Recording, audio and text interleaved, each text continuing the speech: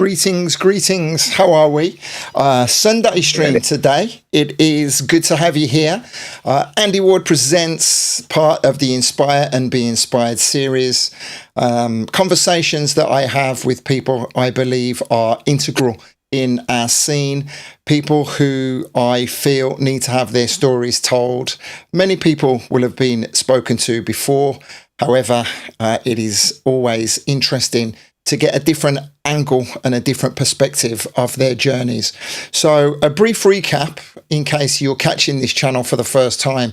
I began talking to people with the hope of filling in some of the gaps in my own mind, predominantly in and around Birmingham. Having been on the scene from the mid-80s myself, I was always aware that there were a lot of moments, occasions that I couldn't recall particularly well. So I set out to speak to friends, and along the way, more names were getting mentioned, and I had to cast my net slightly further afield to paint a bigger picture. And here we are many years later, and I am talking to different people from different scenes, broadcasting on both Facebook and on YouTube today. I head on over to my guest and say, greetings to Mr. Dave Silby. I have given him the title of Mr. City Sounds. I'm sure you're happy with that title, Dave, right? Yeah, that seems to be following me around everywhere, which is cool. But lovely meeting you, Andy. And it's been a bit of time getting it together, but we finally got hooks up and got together, which is brilliant. We have. It's great seeing you, mate. Thank you for giving me your time on this Sunday. So what I'll do again is just recap, because I'm sure you're going to be bringing a lot of your friends and colleagues and people who know and love your name. So I'll just recap again. By doing these conversations, as we spoke about beforehand, I tend not to go off of official bios because I like it to be as natural as possible. I want to try and capture some things that you feel you've never really had the opportunity to share in the past, and paint a picture to some people who, although it might seem impossible, who might not necessarily know much about City Sounds and Dave Silby. So we can do that, right, over the course of the next however long it takes. Yeah, definitely. Just throw it in there, and we'll go down whatever path it goes. That's brilliant. Beautiful. So as I say, we are broadcasting on Facebook and on YouTube. We do get quite a bit of interaction, mainly from Facebook. So if you do have any comments, guys, as you're watching this, feel free to leave them. And especially most of the people come back and check out the recordings. Do feel free to leave some comments, because Dave and myself will see those, and we can fill in any gaps or correct any mistakes that we may make, because sometimes the memory banks aren't exactly spot on, are they, Dave? No, definitely not. It's been a few turns around the sun. It kind of gets a little bit old and a bit slow, doesn't it? Indeed. That's right. Well, everything is working fine today, technology-wise, which I'm happy about. So let me say hi to Amy, hi to Rob Cockerton, who sends up salutes and say hi. Yeah, lovely. Brilliant. Great stuff, Rob. Okay, so what we want to do, we want to roll it back. We want to find out a little bit more about yourself, how you got into the music scene. Let's spend 5 minutes talking about your history and home life, when you were born, where you were born, and what life was like for you in those early years. Oh, okay, right. So I was born in 1965, and so 59 years young, he says. And I was born in Penge, okay, just kind of south side. And mum and dad moved to Orpington when I was very, very young, and I've had 3 older sisters, and that's where life pretty much began for me, was Orpington. Mm-hmm. And I went to school in Orpington, or Sidcup, shall I say, and then done my thing. And when I was kind of at school, probably from about 10 years old, I was quite into sport, and I used to play a lot of golf. And my aim, and I had very supportive parents, and I wanted to be a professional golfer. Okay, so I'd done the circuit, played for the county and everything. So I'd done my thing, really enjoyed my golf, and pretty much my life was golf. You know, probably till I got to about 17. So then obviously life changed. But golf was very much a very big part of my life, and I've got to give big loves and hugs to mum and dad, who are sadly not with us, but they used to drive me around the country playing golf for the county or whatever, and that was really where I was, Andy. So I was very music was not a thing for me really until I probably got the light bulb moment when I was about 15, 16. And I remember going to school, as you do, with your kind of Adidas bag over your shoulder, with things written on the side of my bag, like probably 81, you're looking at Beggar and Co., like The Weld. It was more Brit funk stuff for me because I was hopping in very early on, and my wife Nikki was probably around in the scene a bit before me. She's about my age, Nikki, so I would probably say she's got the jump on me with music. Okay, yeah, and we do have clash offs with our collections as well, and we've got a lot of doubles of vinyl and stuff, but she's regularly saying to me, that's mine, but I think she's wrong. So that happened there. So went to school, done my thing. Golf, I would probably say my mum and dad were really good, and they supported me, and they basically said, look, we're going to support you, just play golf every day. So I left school, I played golf. Then what can we say? The lure of music caught me. Okay, well, let me pause you there then. A couple of questions I want to ask on that. I want to just say, watching us on YouTube, good afternoon to Tony Paul, my good friend up the road. And a shout out to all of the crew on the Jazz First group that's doing really well on Facebook.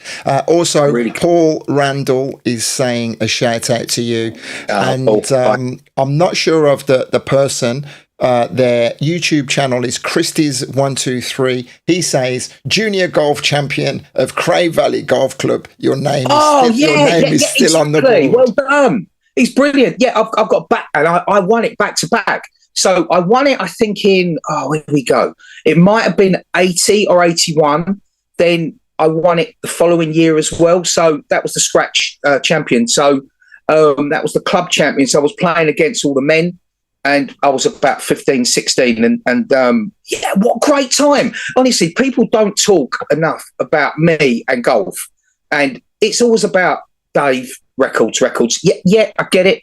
But golf was a really big part of my life. Mm-hmm. Beautiful. Now, thank you for that. Thanks for the shout. When we were talking, just doing a test, and you happened to move the camera ever so slightly, I saw a photograph on the wall of somebody in I'm not sure if it was a judo or karate kit. Oh, is that you? There we go. Yeah, that was me. So we're going to skip forward a little bit. Move the camera back a little bit for me, where it was. Like that there. Yeah, is that that's better? Perfect. Yeah. That's cool. So yeah, I've done a lot of karate in the past, and again, whenever I've kind of gone into something, Andy, I've really gone into it. You're getting a bit of a picture of where I am as a person. Mm-hmm. So the golf, the karate, the music, there's always a very much. I've got to do it, and I've got to carry on, and I've got to try and be, reasonably good at it.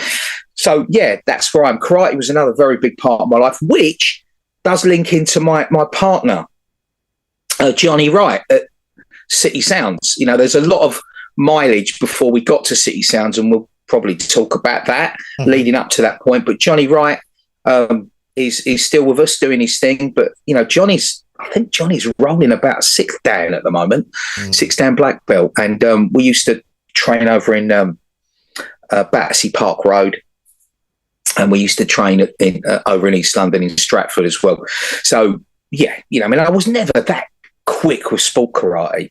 But it is one of those things. But, yeah, that's Johnny. Johnny's in the picture. I'm Beautiful. In the picture.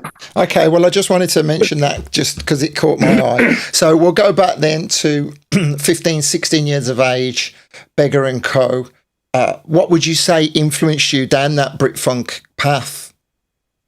Oh, it was literally a light bulb moment. As they say, when you've got it in your soul, it's there. And it was just the music. It was just so good. It was just so great. I probably would have to say Brit Funk. There's going to be a lot of people that I know that are older than me who would, are really into their jazz in the 70s and all that. I'm 59. I'm not 69, 79 like some of these people. But for me, it was Light of the World, Incognito, very, very, very influenced. Here We Go Again, Radio Luxembourg, those nights I'm sure you've had, Andy, under the bedclothes, listening to the new music, writing them down, then wanting to go and buy records and everything like that. So it really attacked me quite early on. Mm-hmm. So I would say very much Brit Funk, Greg Edwards, Robbie, and Jeff, those things, playing that real jazz funk music. So yeah, very much so. Mm-hmm. So it is a story that we hear time and time again from people of that era, but for very very correct reasons, for want of a better phrase, because they were so influential and so important to everybody. We're getting more people rolling on. Paul Randall mentions Horizon FM. Now, I'll sure. happily mention that my early memories of radio, I don't ever recall being so specific and so dedicated to listening and unearthing new music like that. I think I would be trying to paint a completely different picture if that exactly was the way. But that was from you got that bug. That was it. Oh, Andy, it was just I used the word light bulb.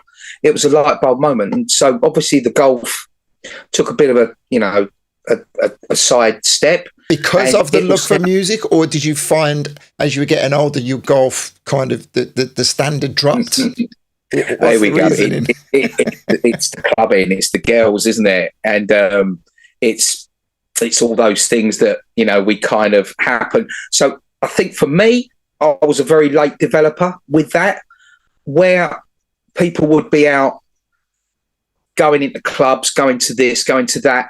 I was very late into that, but once I got into that, it was very much a case of boom, that's where I am. Mm-hmm.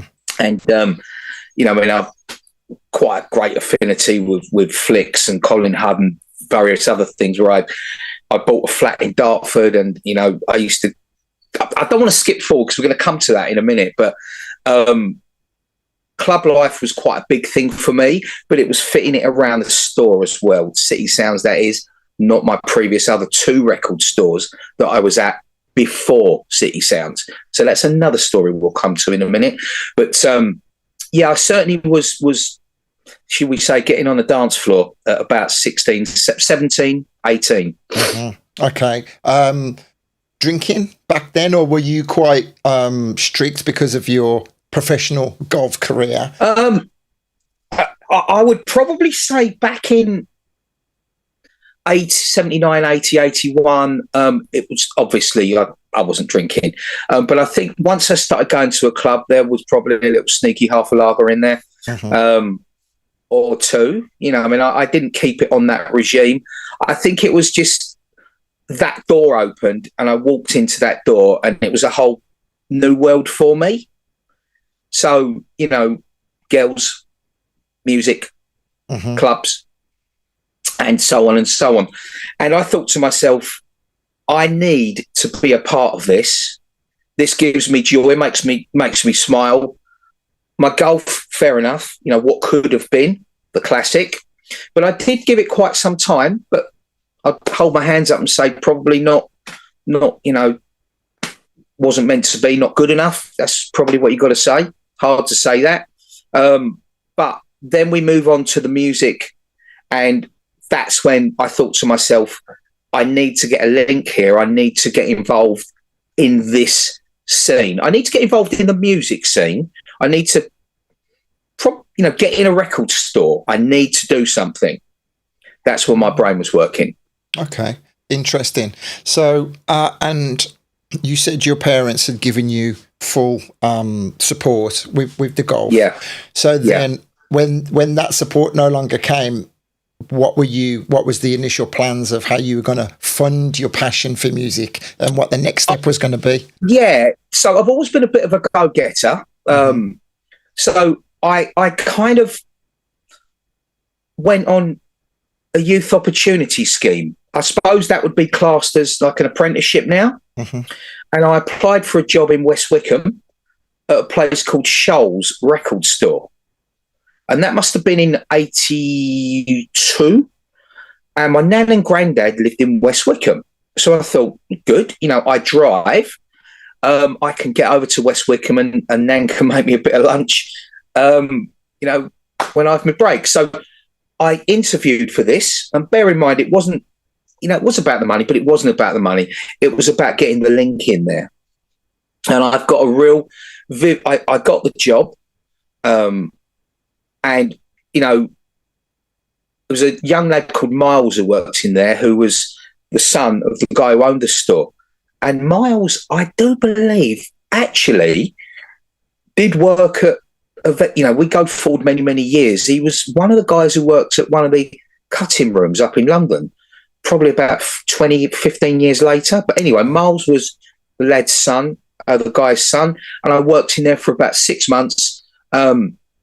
It was a box standard records and video store. It rented a lot of videos and it sold records as well. So I was there, I was linked. I had my thing.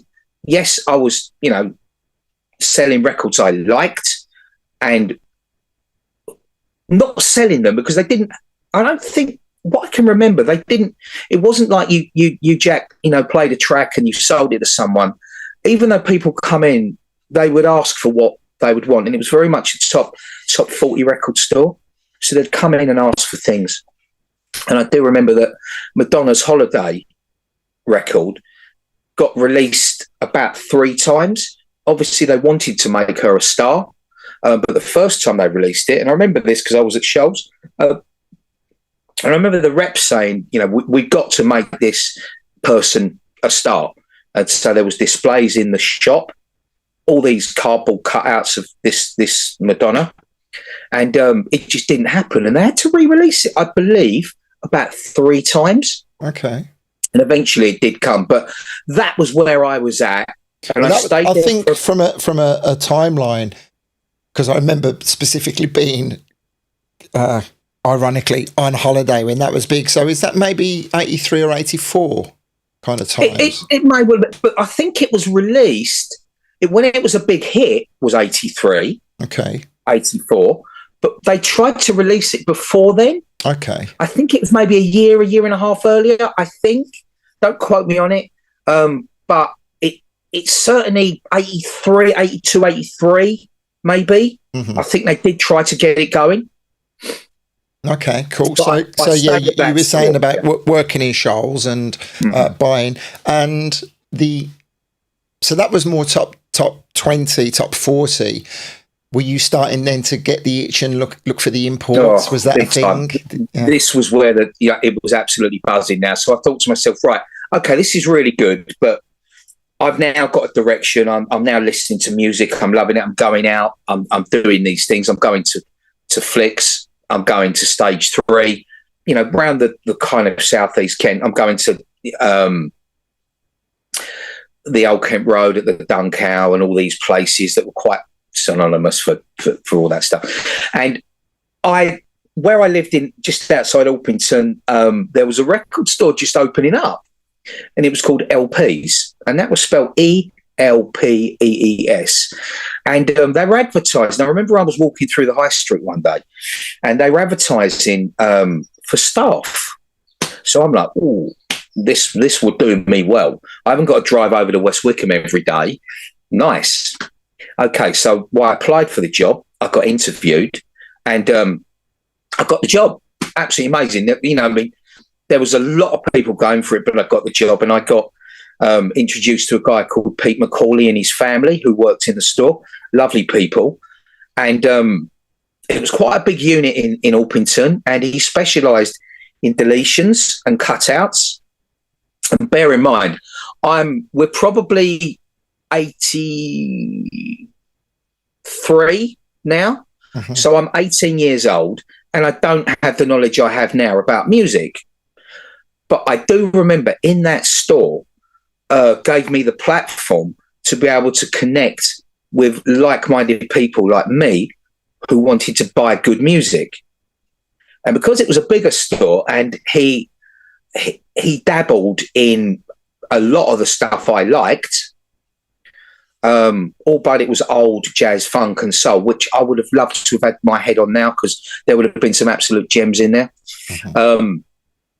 But I kind of started getting a little bit of a following, people coming in to see me, and they would say to me, "Oh, what's hot? What's new?" And, hence the kind of saying, if you snooze, you lose, and stuff like that.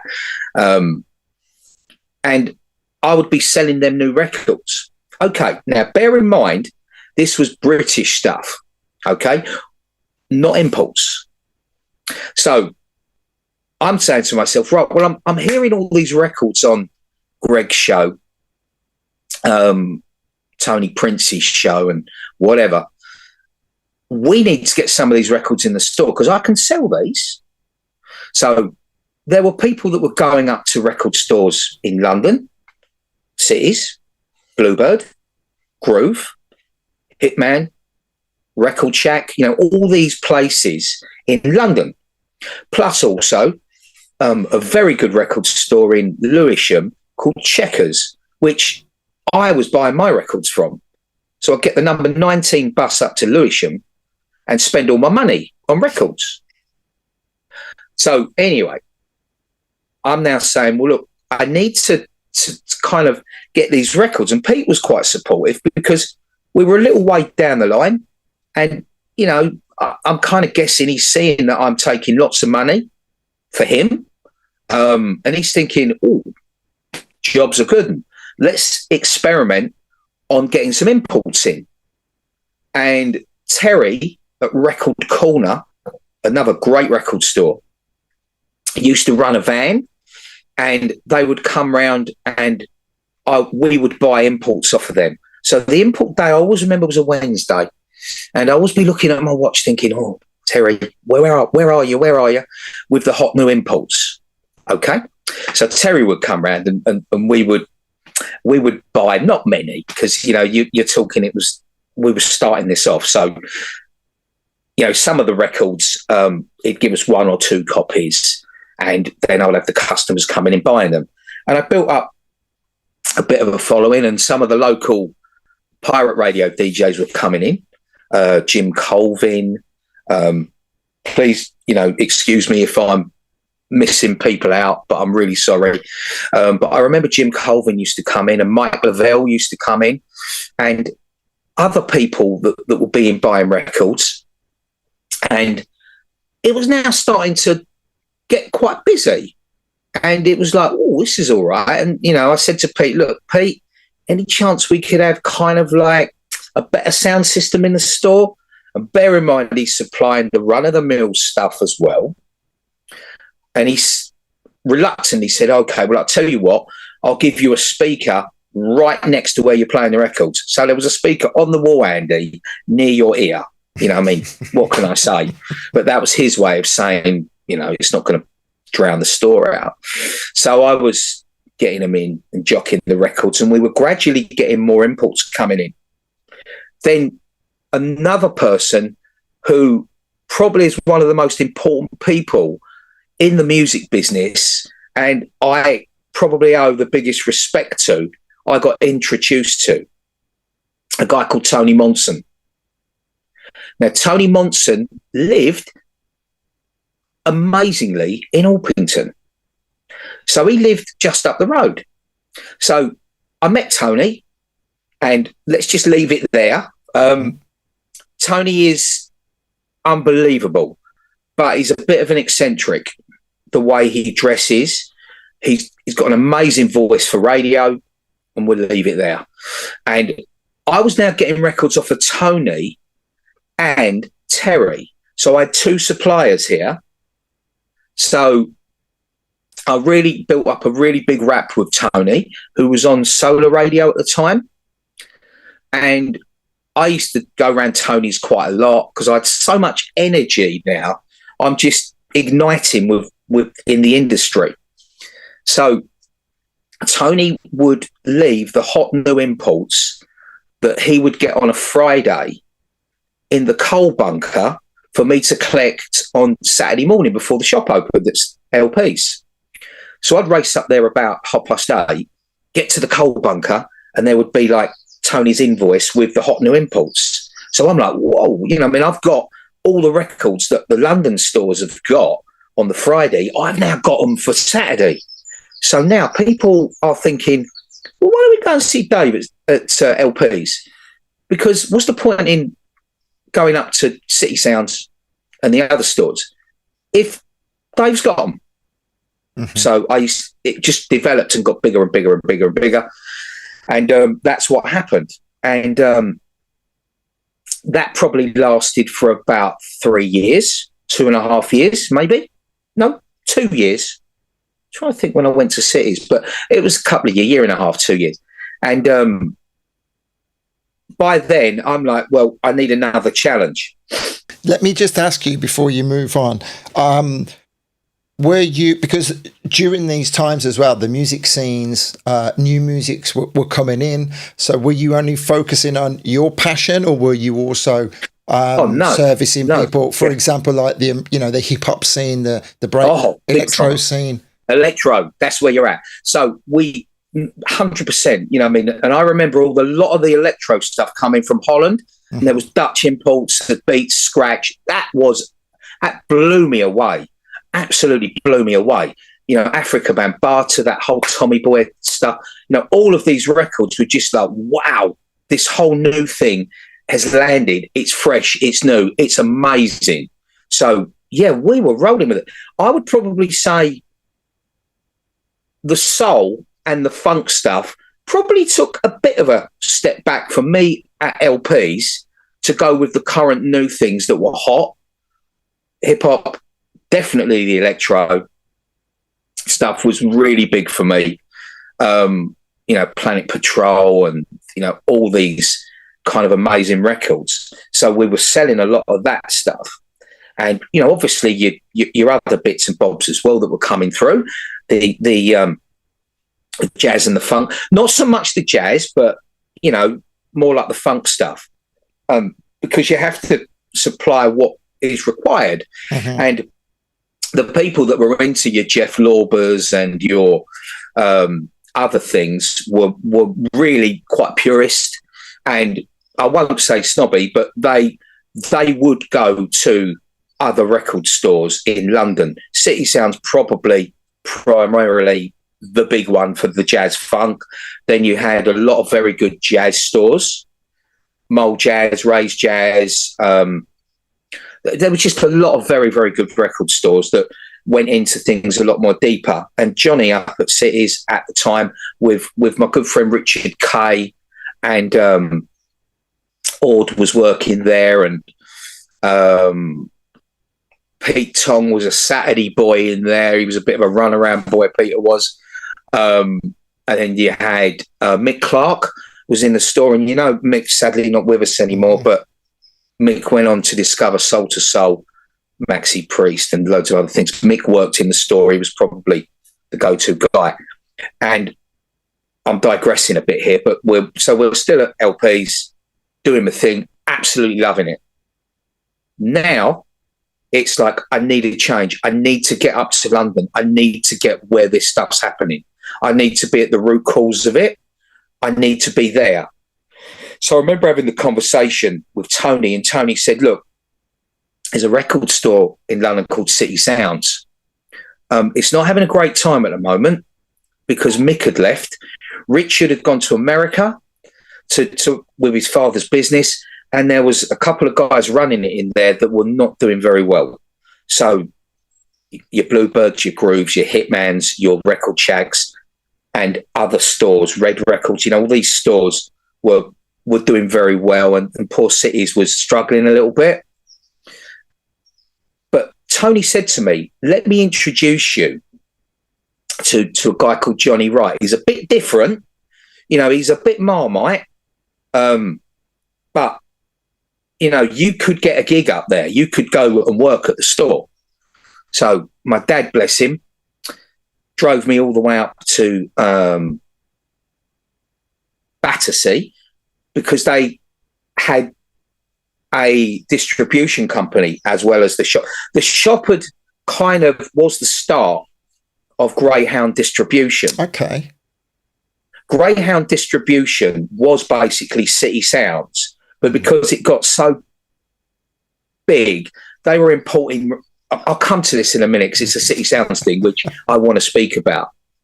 So anyway, I went up to see Johnny, and he's like me, he's an East End lad. He's a real character. And bear in mind, I'm only 18, Andy, 18 years old. And first thing Johnny said to me, you got a criminal thing? And I said, no, I'm all right. And he said, that's all right then. You're not wanted. And that was Johnny's way of being funny. He was a character. And so we got talking, and he said to me, look, I don't know whether to close the store down or keep it going. I'm getting people coming up to me in the street saying, Johnny, what's going on with the store? We're trying to go down there to buy records and the grills are up, the shop's shut, and it's just a bad vibe in there. So Johnny was in 2 months. I said, look, let me have a go. You've got nothing to lose. He said, okay, let me think about it. I'll get back to you. So I went back home, back at LP's, who doesn't know any of this is going on. And then I didn't hear anything. So I'm like, no, right, back on the phone. And my dad rang him and said, look, you got a good deal with my son. I want to bring him up to you and chat to you again. And he said, oh, go on then. So my dad drove me up there again. And I sat down and he said, all right, I'll give you a crack at it. All right. Well, I'm going to keep the store going. I'm going to give you a crack. So I handed my notice in, which was tricky because I was a bit of a cash cow for Peter at LP's. And he offered me like, oh, well, we can go into partnership. Would you like half the business with me and all this, that, and the other? Please stay. And I'm like, look, this is my destiny. I want to go and do what I need to do. So I went up to Cities and wow, I grew up. I changed. This was different, Andy. This was just a different ballgame.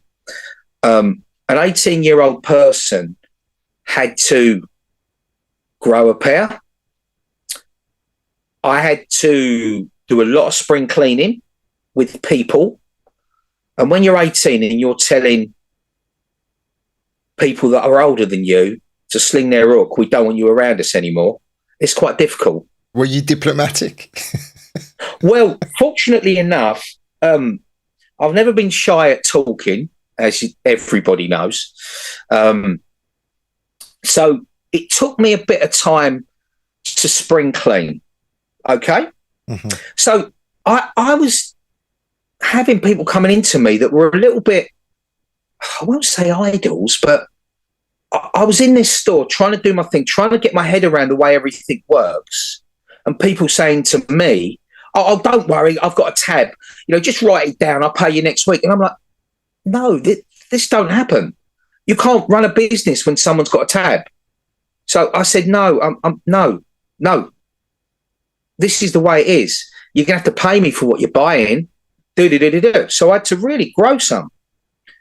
And I'm now getting people coming in the store. They're like, shit, I've got Jeff Young standing there. And I've got Robbie coming in.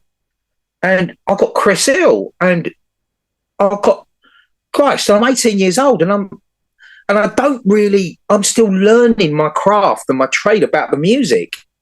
So I'll never forget this one thing that happened, and it really was quite sad, really.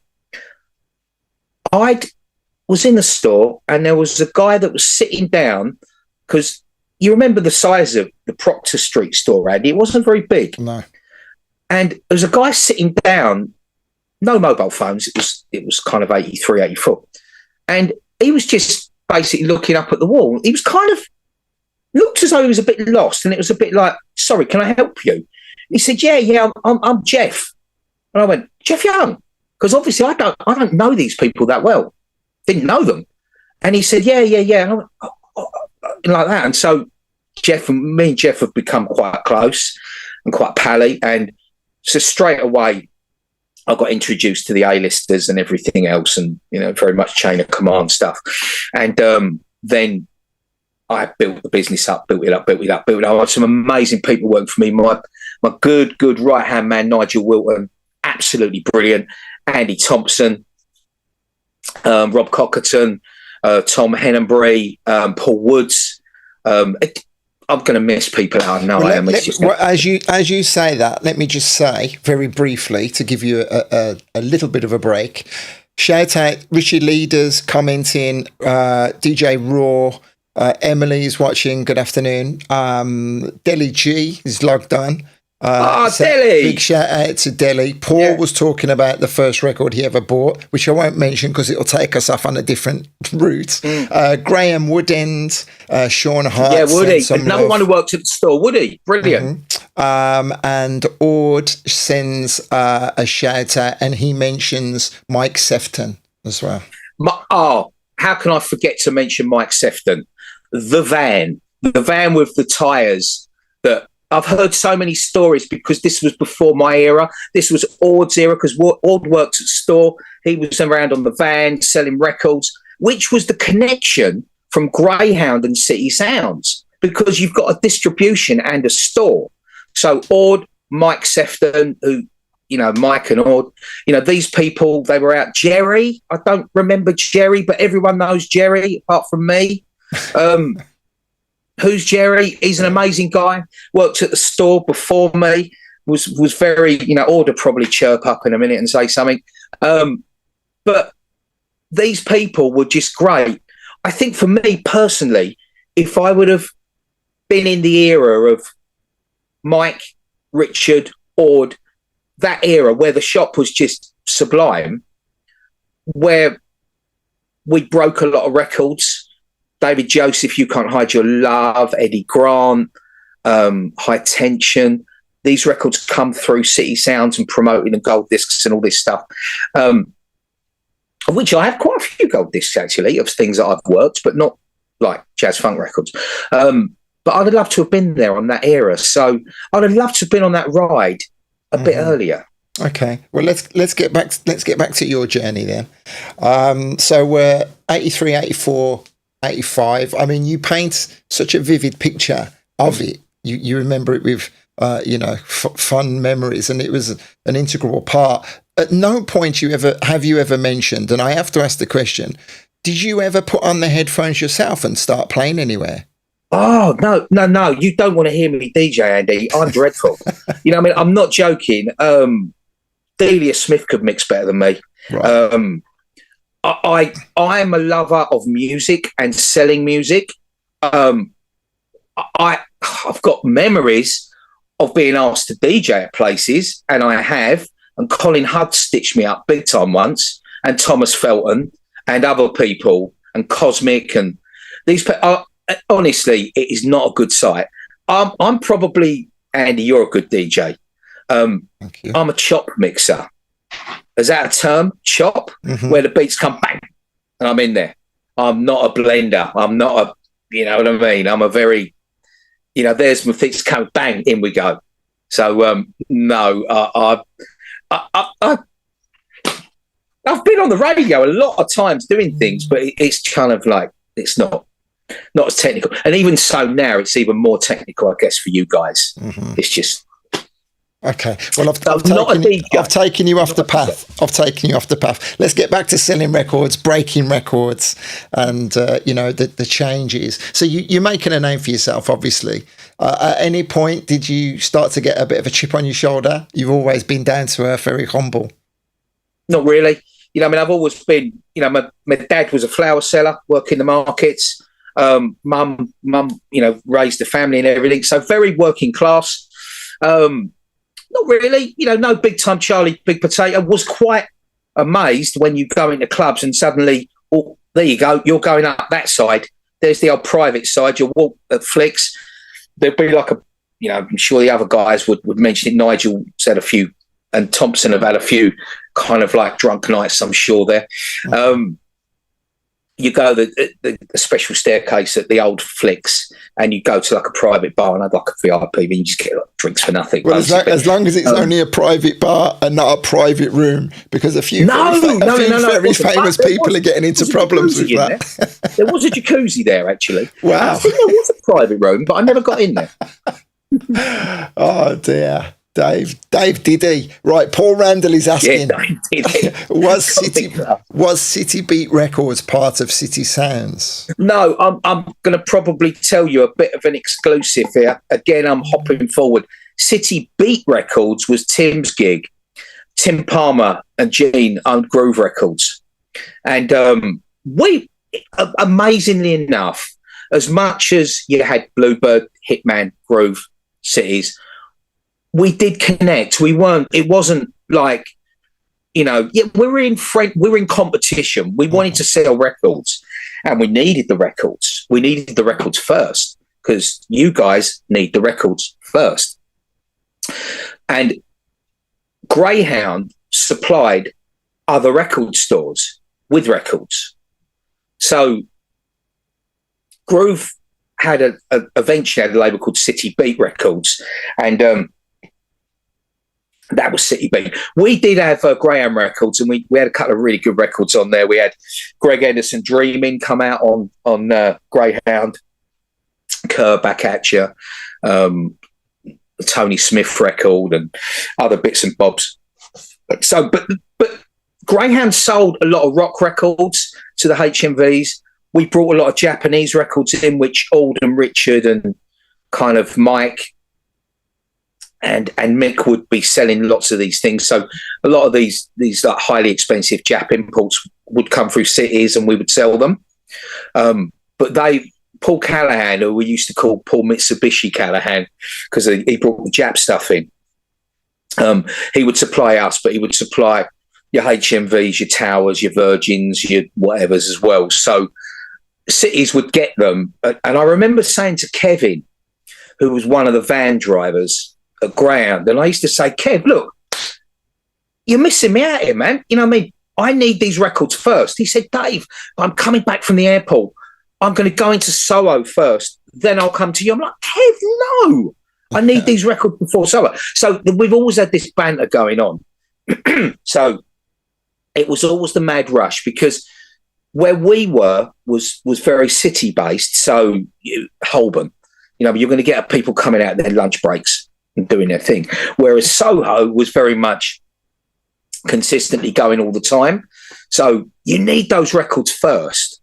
You need them, and you need them to come to you first. So that was what I wanted to do. I needed the records. But Tim Palmer, love him. City Beat Records. He had a lot of hits as well that went off, and there was a lot of really influential people that he was involved in. Richard and Nick Hawkes and people like that were connecting, and they were signing some big records. And he went down a bit of a hip hop route, because Groove was the number one place for hip hop and electro. Let's put that out there, and that is just sacrosanct. They were the best store for hip hop, and a very good store. Group. Respect to you for saying that. So down the years that I've spoken to many big players, international UK heads, your name has come up time and time again. Tony, DJ Bones comes into the chat earlier, and he puts your name in. He puts a quote that you're renowned for. You need this. Oh, you've got to have this. You snooze, you lose. First hand up. All the hits and more. I was regularly dipping beneath the counter and doing the old under the counter special. So how did you, Andy? I've only got a couple of these. You could be the first one on your show with this, Andy. If you get this, your life is going to change. And Andy, was that the truth, or was that were you grabbing one of 50 copies?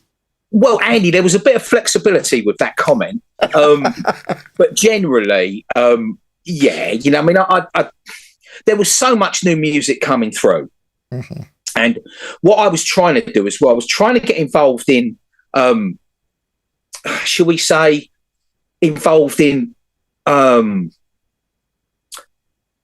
getting a run on things, first of all. So, for instance, you'd have Circuit, Shelter Me, and Brian Harris, Jolly Harris. They were doing this record with Coffee Brown called Shelter Me back in the day. And they used to come in the store all the time. Everyone used to come in the store. It was a meeting place, like it was at other stores as well, I'm sure. So you'd get these people coming in and they'd say, "Oh, Dave, we need your ears here. Could you come in the studio?" So I'd go in there and listen, and they'd say, "I'll tell you what, we'll give you a run on it," because 500 copies was not a lot of copies back in the day. Mm-hmm. And you'd have things, and you'd say, "Look, I'll drop you 500. They're yours. Have a drink on us. Crack on with them. You can start the buzz on that." So I would start doing that and getting records out to people, and there'd be certain DJs, you've got to say probably Pete on Radio 1 at the time was always a good one. If you got Pete playing a record, that went down well. But you've got Jeff, you've got Robbie, you've got Greg, you've got other people playing, and a lot of people up north as well. So I'm not mentioning some of the Colin Curtises and all those people that were Steve Agersold up in Scotland. A lot of these people, you needed to get records to these people to get them to play. So, and they would come from me. So that was a bit of a hub. And I'm sure Abby was doing the same thing at Bluebird. Abby was doing a great job at Bluebird. And, you had other people doing things as well. So, yeah, it was about getting the records, about getting the specials. But I did generally, when I had only a couple of copies, Andy, I really did only have a couple of copies. And so there was a hierarchy.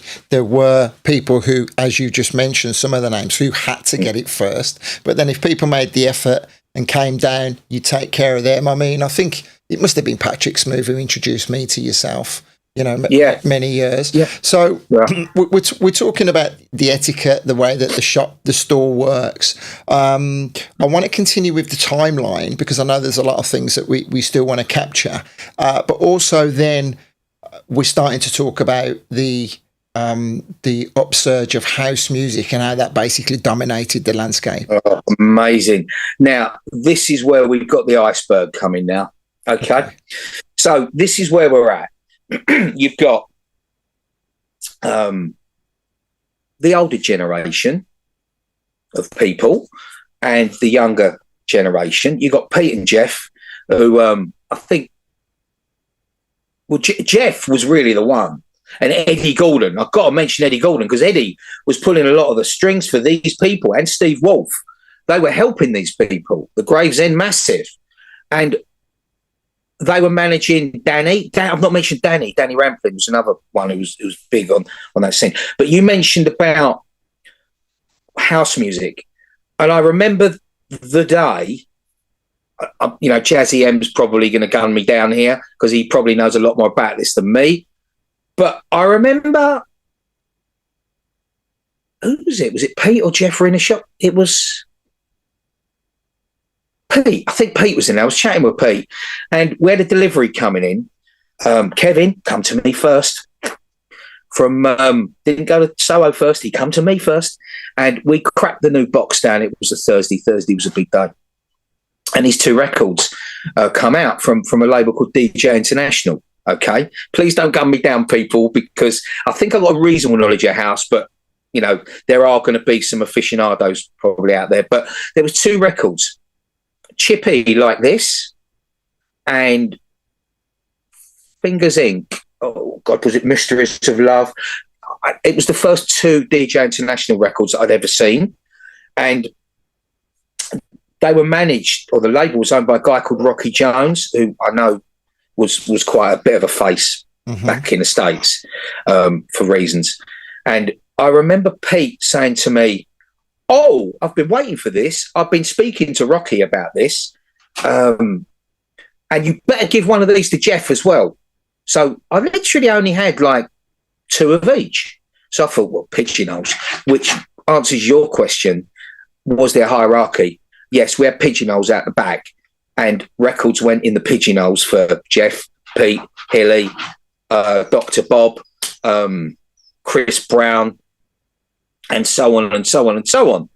And, other people as well, Trouble, Paul Trouble Anderson, and he used to float about. Paul was amazing in what he'd done. He was brilliant. I remember him coming in with his bike, and he used to put his bike in a shop and pick his records up and everything else. Jay Strongman, all these people, Kid Bachelor, Colin McBean, who's Mr. G, does a lot of stuff on the techno stuff now and all that. And they used to come in and buy records, but these 2 records were left for Pete and Jeff, and I gave them to them. And I do think that was probably the start of the house. Oh, I might be wrong here. I'm going to get gunned, I'm sure. Well, but in your story, that's the beginning of house. You can't. Yeah, that is the fact. I can't change that. I can't change it. But then we started getting these really bad pressed records come from a label called Tracks, and it was like, wow, this is so different here. Is this good, or is this just like well, we were playing them, and it was like, whoa, this has got energy here. So, okay, your question. House. So we've got Chris Hill and the soul people who are into soul, jazz, funk, and we've now got this kind of really fast disco music coming through with energy that the kids are like, whoa, we like. And obviously Danny's kind of getting hot on it. Danny Rampling, Shum, stuff like that. And so always got a nose for a pound note. I thought, well, I'm getting people coming in and they really like this. So you've got your funk stuff coming in still, and your bits and bobs, and George Clinton's doing his thing and all this, that and the other. But you've also got this other stuff coming in, and I'm starting to get on the old Eau de Cologne to Greyhound and say, can you get me 25 of them, please? And they're like, are you sure? Yeah, I'll have 25 of them, please. And get them in, and a day later, I'll have another 30 of them. Yeah, but you only had 25 off me yesterday. Yeah, I've sold them. So this music's really starting to get good. So I remember Nick, who used to work for me as well, Nick Harris. He's a lovely guy as well. And we started getting a better sound system in the store. And we were playing more and more and selling more and more of this stuff. And this stuff was starting to get really quite popular. Then you got, other people like Mark Moore and making these musics for S Express, and, all the UK companies were in there. And I think this was probably about the time Pete was at FFRR, and Mike and Jeff were at, was it Phonogram or was it A&M? I think A&M, come on. But anyway, this stuff was really buzzing. And Jeff was just starting to come a bit out of the hip-hop thing, because he'd done his show on Radio 1. And Pete jumped in there. He opened the door for Pete, and Pete hopped in there. And you're suddenly starting to get the UK guys getting involved in this. Orbital Chime, big up to Andy Thompson and the Borough Green Posse, where that come from, I believe. That's where Orbital were, Borough Green in Kent. And Jazzy M, amazing again. I've got to give big props to Jazzy, and other people, if I'm forgetting to mention them, were very big. And there was other record stores that were really happening. Julian Jonah and all these people were very much over that side. And the house stuff was really starting to happen. Now, as you know, you're going to have a little bit of give with these things. So we've got, the soul boy coming up from Essex who's, got a few quid in his pocket and he wants to buy a few records. And then we got about 20 people waiting outside for all the new house records. Didn't have any listening decks at the time. It was just over the counter. Can get a bit awkward. Mm-hmm. So, and we've also got starting to happen the Belgium new beat stuff, which was, I can't explain, it was huge. And people were driving over. When you say Belgian new beat, you mean like RNS and all that? Yeah. Okay. Yeah. Dave Angel. Mm-hmm. And, Ray, Ray, I've not mentioned Ray Keefe. Ray Keefe was just such a big part of what we were doing. Absolute legend, Ray. But this stuff was coming in, and what was happening, Andy, on a Saturday morning, we'd be opening the store at 9:30, the grills were on, as Nigel would say, and, you'd take them off and do your thing, and Andy remembers them grills well, and it was a bit of a thing. We'd have people queuing outside to come in the store on a Saturday morning. And it was like, wow, this is different. So you've got people who want their new imports, soul, funk, jazz and everything. And you've got like the house kids. And the scene's just starting to happen, okay? A few underground gigs, but then you've got a van turning up with all the brand new stuff driven over that morning from Europe. So we would have all these kind of R&S records, and they were coming to me first because I'd like to feel I was certainly up there with some of the first people getting on the house scene. Again, I know Jazzy's very big on it and all the stores were, but I think I was selling quite a lot of the stuff. And word got round that go and see Dave down at Cities, you know, he'll have them off you and he might be able to pay you cash for them, blah, blah, blah, and this, that, and the other. So I would just be getting a lot of records and they'd come to me with stuff and it really did erupt. It just erupt. And the soul and funk stuff at City Sounds was taking a bit more of a back seat, which was a real shame. I kind of regret it to a way, but you had other things happening as well. You've got drum and bass going on, you've got jungle, you've got all these things. I hopped on really early doors. Hardcore with Ray. I had Ray Keith working for me, and the hardcore stuff was huge for us. Absolutely. It was just huge. People were coming to us with We Are E. You remember We Are E, the record? Yeah. And I'd have like 300 of them, and they'd say, look, you've got it, run with it. And, you'd pay them for the records because you knew you could sell them.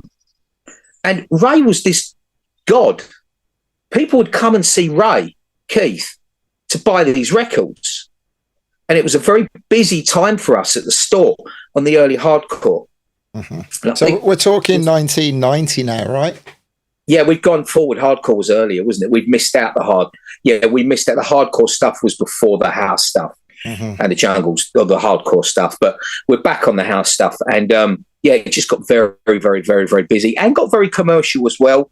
And it was very much a case, obviously, you've got the likes of Frankie Knuckles, Tony Humphries, making these amazingly good records that had come from the disco era, but they were putting their own little bit of flavour on them. And, that's when, we were going to Miami, trying to get hot imports, trying to get promos. So you've got the acid turning into the house. I'm sure the acid stuff was still going on. It really was. But it was evolving. Mm-hmm. So rather than painting a picture of the scene, let's focus on City Sounds itself, because there's so much juicy content within that small little store that we can talk about. We're still getting people commenting. You'll see all of these comments that people are throwing up. Julian Peake has commented saying that some of the best record buying days. He mentions Aaron Curtis. Aaron. I'm sorry if I'm missing people. Well, you Aaron. It's going Roger to happen. Drakes. Roger Dodge. From Dodge City. Dodge worked at the store. He was brilliant. Dodge City.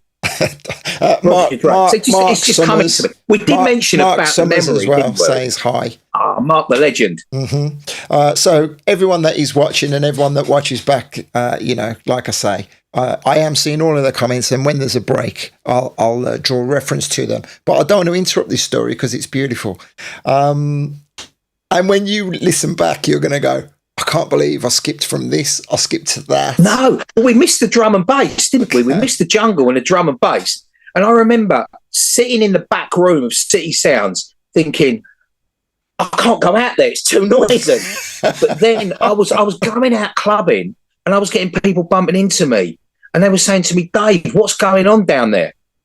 And I'm saying, well, we're busy. We're rocking. We're absolutely rocking. He said, yeah, but I can't get me May's album, or I can't get me whatever album. I said, we've got it in stock. He said, I can't get in the shop. I can't get in the door. And I'm like, paint a picture of the premises, the square foot, because it wasn't big at all, was it? Oh, Andy, it's really weird because me and my wife were up in London going to the cinema, the theatre the other week, and we actually visited Holborn, the Holborn store, and I think I don't know, is it a nail bar or one of them? It wasn't very big. It was quite a small store, very small. And traditional record store, it was not very big at all, but it was special.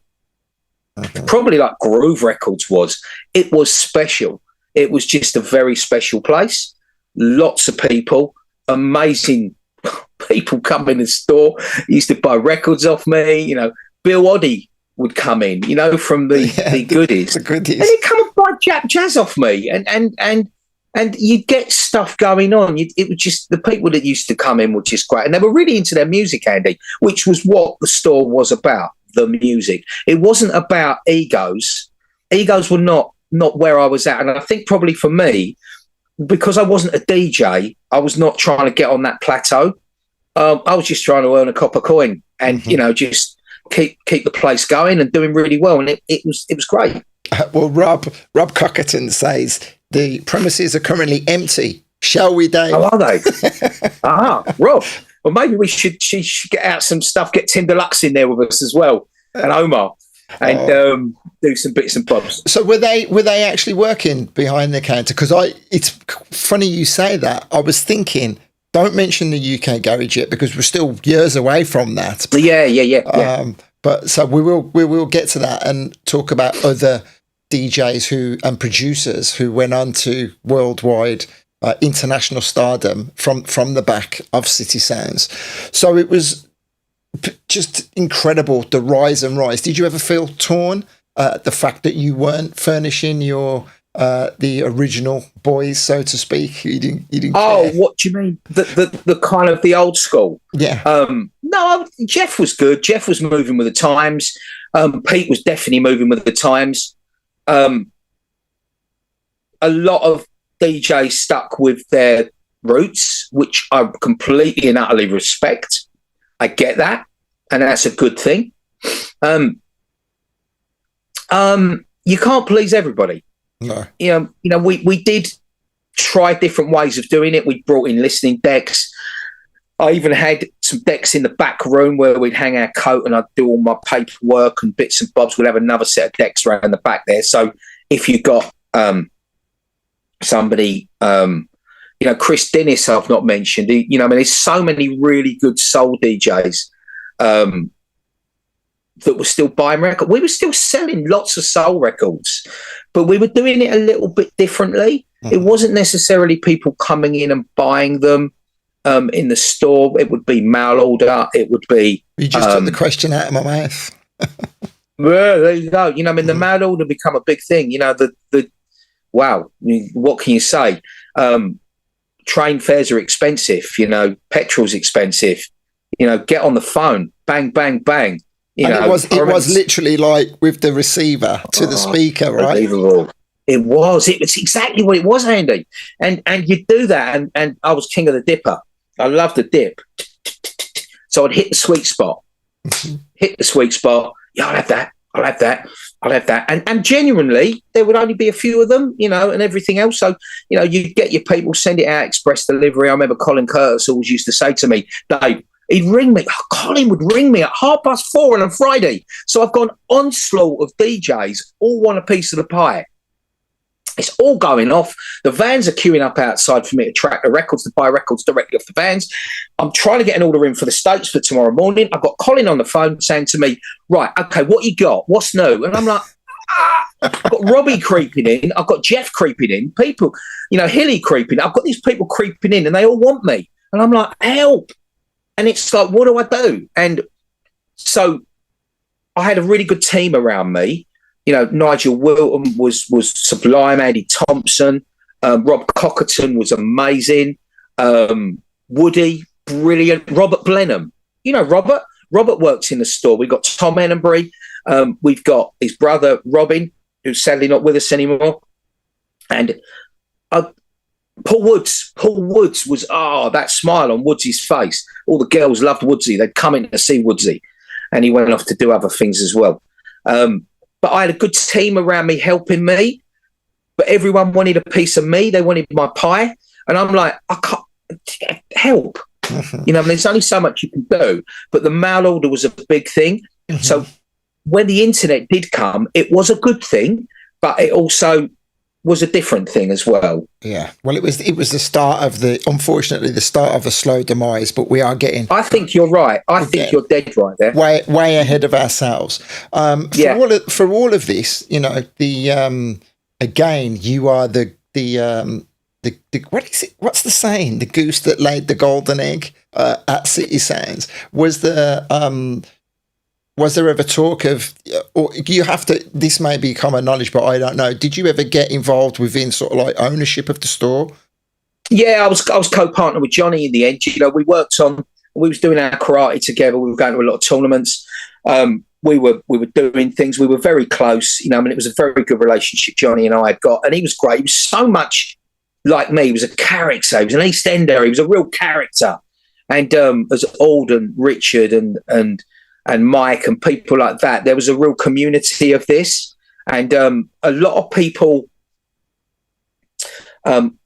within the store that were working there went on and done other things.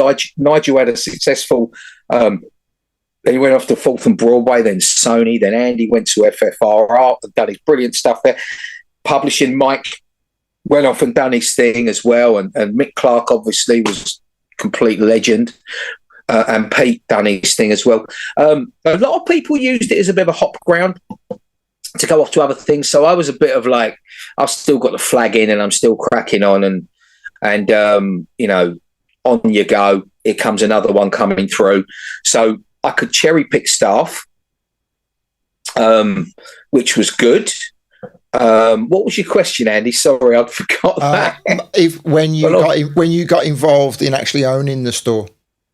Oh, yeah. So it got to the stage that I said to Johnny, look, Johnny, come on, we need to talk. So we kind of got something together, and I've become a director, co-owner, and that was for quite a few years.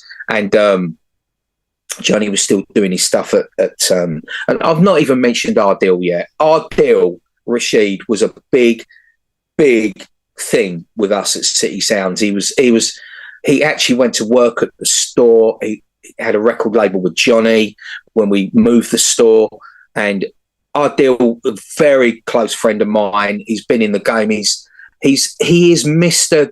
He knows everybody, Ardil. And, I call him the James Brown. He's the hardest working man in the business. He's got his fingers in every pie.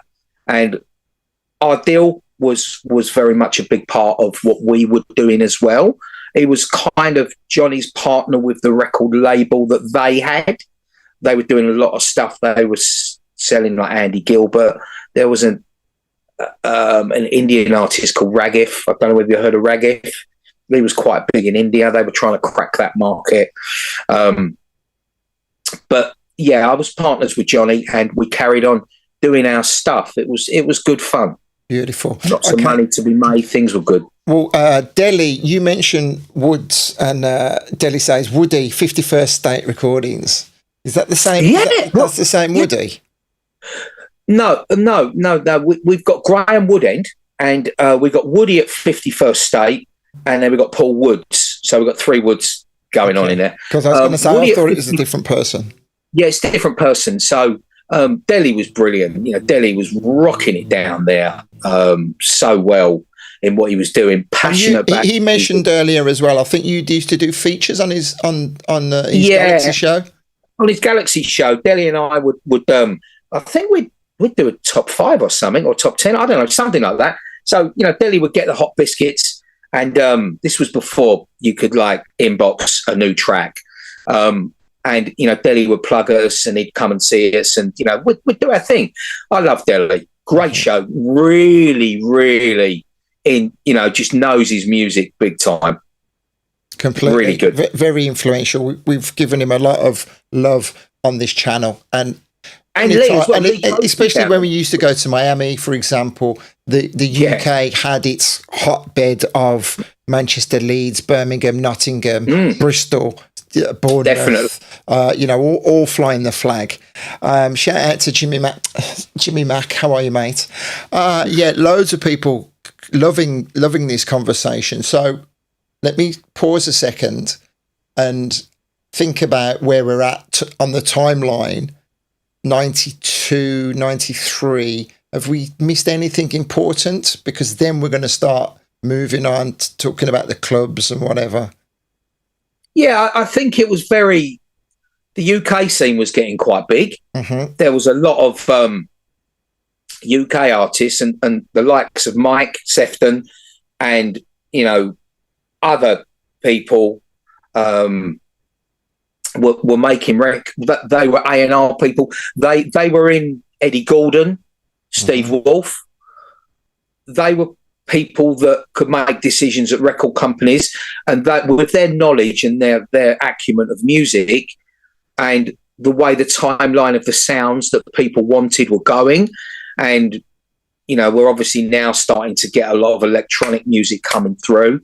So there was, good music getting played that was live and it was getting recorded, but a lot of it was studio work. Everyone in their world was making a record. So you've got the street kids coming in with records, which was brilliant because it was fresh, it was from the street, it was new, and there was some great records that come on the street of all different genres. And 93, 94, I do believe we're getting into, oh Christ, when did MJ Cole start coming through? And Arthur at Record Basement and all those kind of really quality records. Was that a little bit later than that? That's kind of 94, 95 times, the beginning of the Sunday scene, so to speak. I think 92, 91, 92, 93 was a lot of UK promos, a lot of exclusives on the wall, exclusive, blah, blah, blah, crack on, bang, bang, bang. That was good. But I think there was a lot more record stores opening up. And I've lost count the amount of my old customers who open record shops. And brilliant. Yeah. Everyone thinks he's milking it. I can do the same. Yeah, and look, you get it. I've never, you can't knock a trier. You've got to get someone who wants to do that stuff. And that's really good. But we've still got, the soul scene's still going on. The jazz scene's still going on. Kev Beadle. And, I've not mentioned Mr. Peterson, Chris Brown, Paul Clark, Mr. Brighton. These DJs were big. Kevin was Kevin Giles and Craig and Marcus. All this kind of slammer. Eamon Evans, the whole kind of jazz funk scene. Mike Lavelle. They were doing their kind of. We're going back on the timeline again, but that stuff was still getting played. There was a lot of good new music coming that people were playing. I do think I would probably say about 91, it was like a branch of a tree. Everything was splitting off. Mm-hmm. There was, clubs doing that sound, clubs doing that sound. And I know, we've got Crackers and we've got the Cat in the Hat and we've got that whole boogie sound, Des Parks, that whole Cleveland Anderson, that whole groove, which I loved. And we used to get a lot of those guys coming in. Mm-hmm.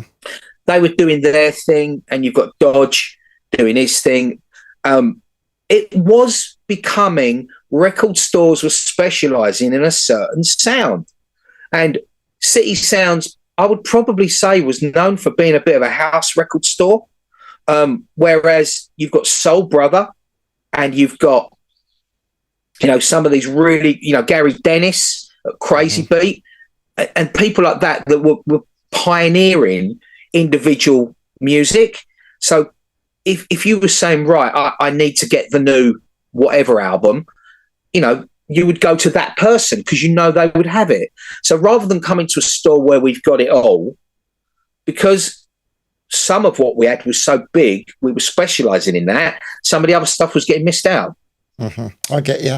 Did you, I've never heard, and obviously I've spoken to a lot of people, I've never heard anybody say they'd go home and look at a pile and think, he sold me 10 pieces of shit here.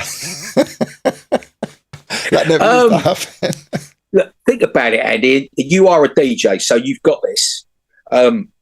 You've got to have it. You've got to have it. You've got to have that little lick. Yeah. You've got to be the one. You know that, Andy. You know that. I don't, because I'm not a DJ.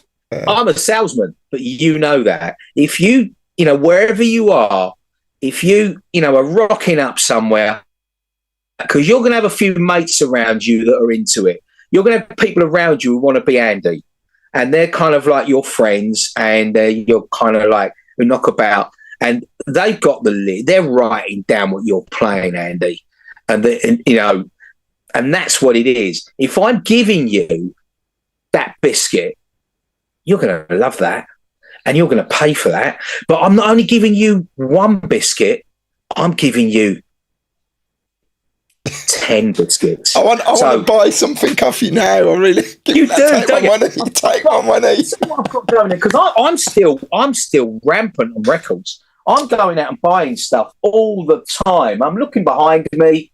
I've got thousands and thousands of records, and I just buy new records, and I love it. And we're out and about. When I buy the other week, so I rocked up with that, and I paid about 90 something quid for that. And that's the Air 2 box set. And it's just, but the thing is, though, it's just, it never goes. What is the driving force that makes you get that?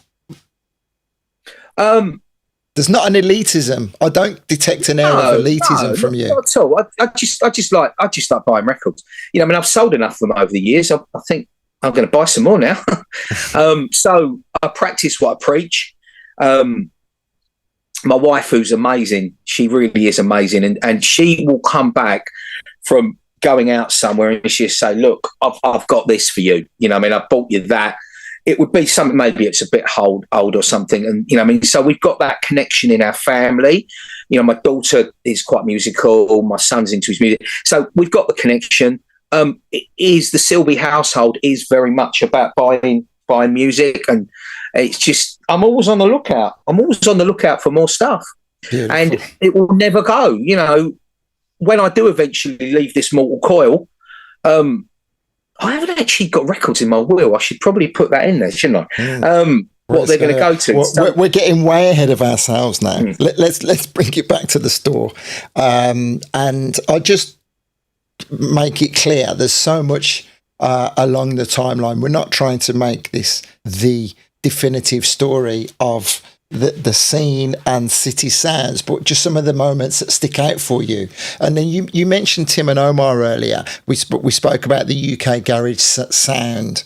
As we move into the back end of the 90s, was the trajectory of the store always up? Was there any peaks and troughs? Yeah, I think when we come out of the hardcore jungle thing, and I really, that was probably the tipping point.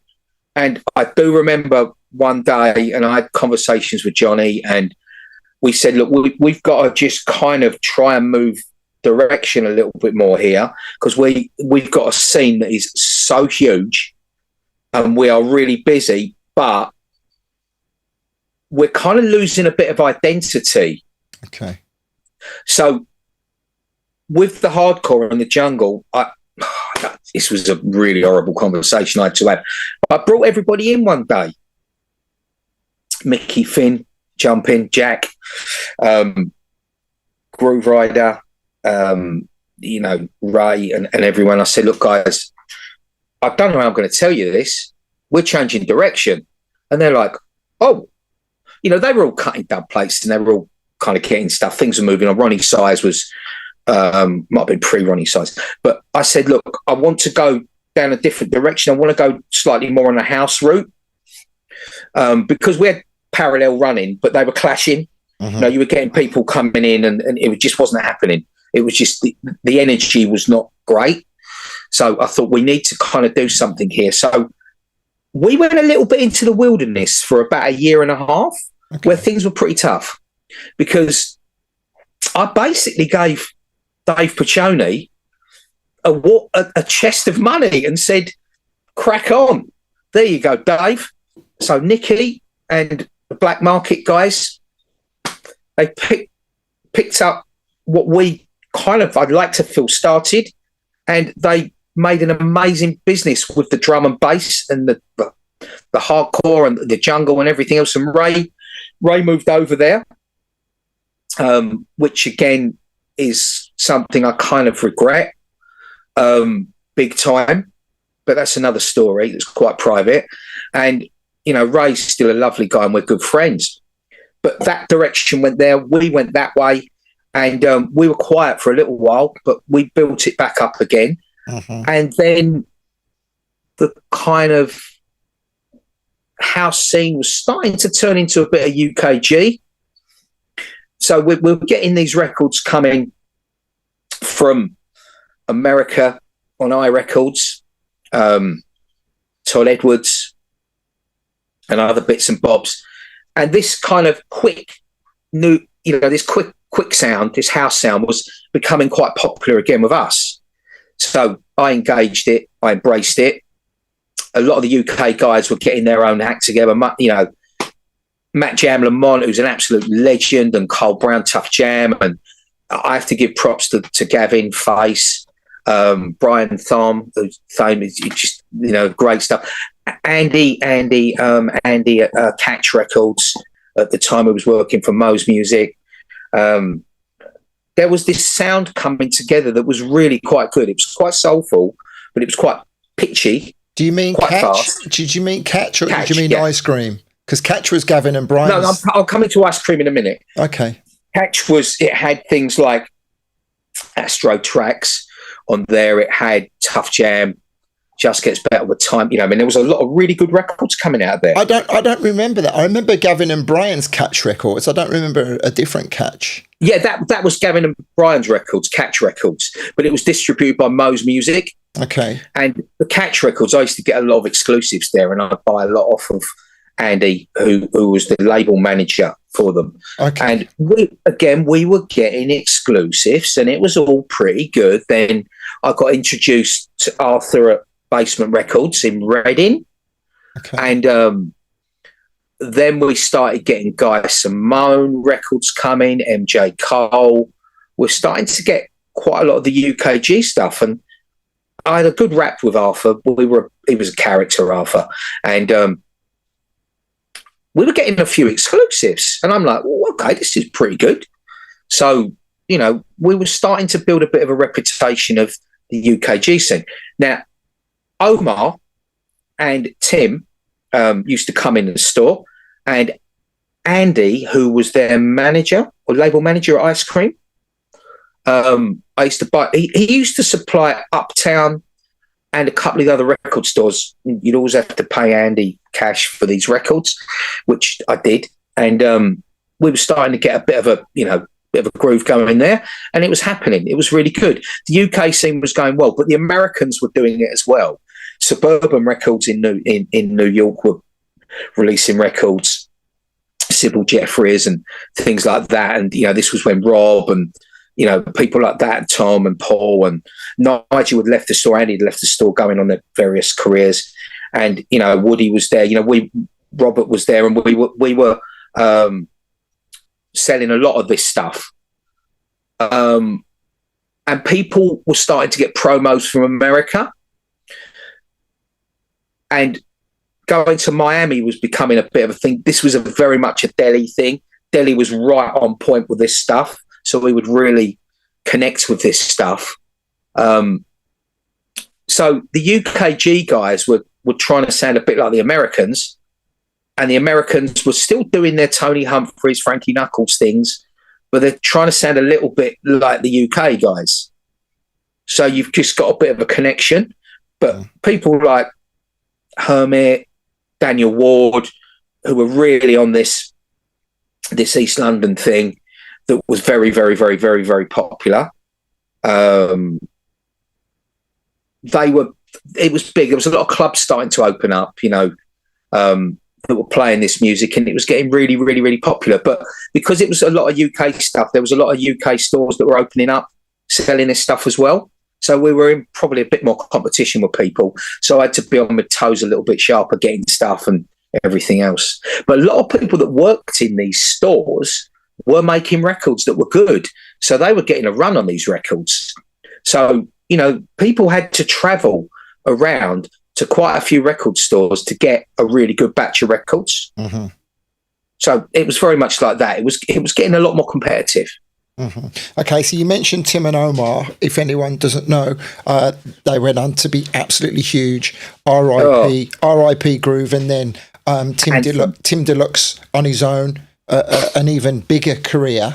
So they worked at the store. So back end of the 90s now, we're talking about.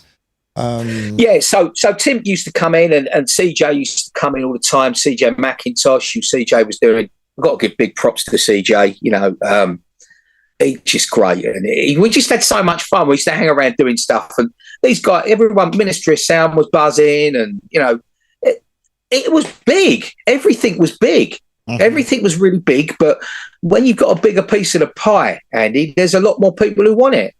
And you know, there was a lot more stores about. There was stores popping up everywhere, and we were all doing our thing. And you know, we were connecting a lot more, selling records on mail order.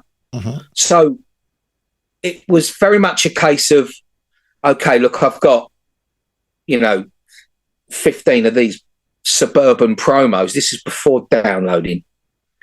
And, you know, people were trying to get these records because they won't get, unless you were like Delhi, who was connected. Delhi was getting acetates. Paul Trouble was getting all these things. And there's a lot of other good DJs out there. Johnny Jules, you know, he's you got Ronnie Harrell. You know, I remember Ronnie coming in the store with his quartz thing back in the day. But again, I'm just flipping about. Yeah, I was going to say, you've gone back a good few years there. Oh, I've got so many things that I could talk to you about with people. But, you know, I mean, it was becoming, you needed the records. And, you know, we were selling American promos and stuff. So, and there was only limited amount of these things. So the Americans were playing us a little bit, but you know, there you go. Well, Paul, Mr. Randall comments, and I don't remember this. He said you were in Hatton Garden by then. So you moved, moved so from Holborn. Yeah. We had to move. Now, ironically, where Cocker said, Rob Cockton said that the store's empty. Originally, the actual West City Sounds was you had kind of Michael the Shoemaker's, the cafe next door. You had the laundry. It was kind of like all these different stores in Proctor Street, and the building was owned by BT, monstrous building, and they'd sold it to a Far East company. So we all got told, we got our marching orders that, you know, we want you out. So we all chipped together to get a really top Chancery Lane lawyer, solicitor, barrister to fight our case. And we all spent money. We'd have meetings, and, you know, Johnny and I would go and chat with all the other shop owners. You know, can we stay here? We don't really want to move. And, you know, some of the shop owners were gradually going because they thought, well, the writing's on the wall here. So our attack was getting less and less. Eventually, Johnny and I thought, well, we'd better get on our toes here. You know, we'd better start thinking we're going to have to move, because where are we going to go? So we've got, I would probably say it was, 99, 2000. That was when we moved from City Sounds, and Johnny opened the store in 1972. Wow. That was when the store was opened in 72.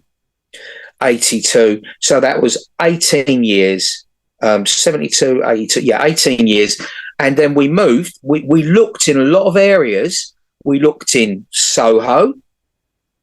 And there, I'm going to tell you an absolute exclusive now. And nobody knows this.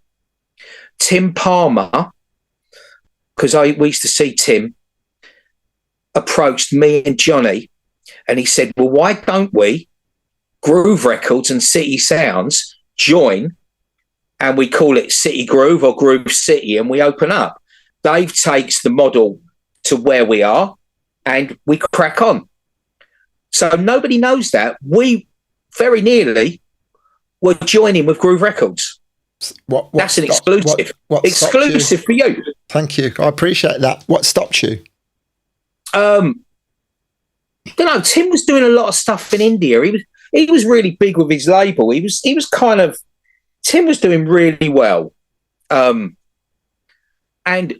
Tim would just disappear to Thailand or India or somewhere like that, and then you'd see him a month or two later. And I think it was one of them ones where he floated it, and it was quite serious. It really was, but it didn't happen. Mm-hmm.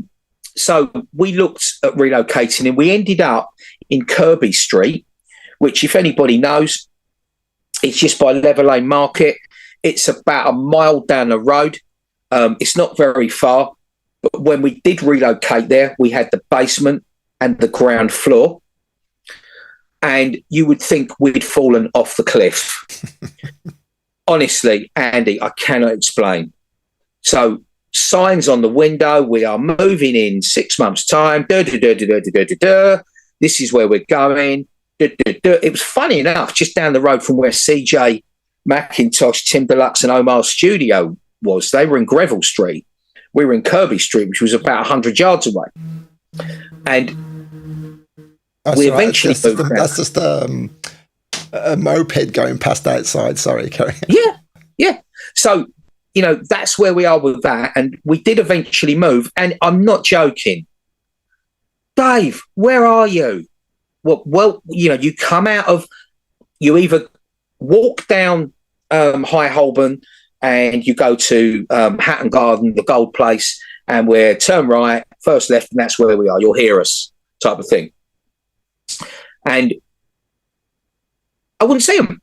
So everyone was thinking to themselves, I don't know where they are.